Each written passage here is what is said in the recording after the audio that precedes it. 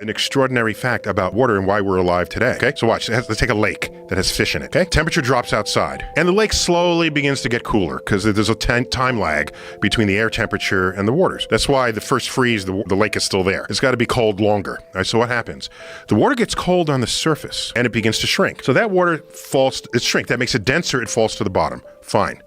It does that down to about 4 degrees Celsius. As it goes from 4 degrees Celsius to 0 degrees Celsius, the freezing point, it begins to expand and become less dense than the water. So now, as the water wants to actually freeze, it stays on top. When it does freeze, you freeze the top surface of the lake. Well, how about the water below it? It's insulated from the dropping air temperature and the fish don't die. Imagine if ice were denser than water. What would happen? You'd freeze the top layer, it would sink.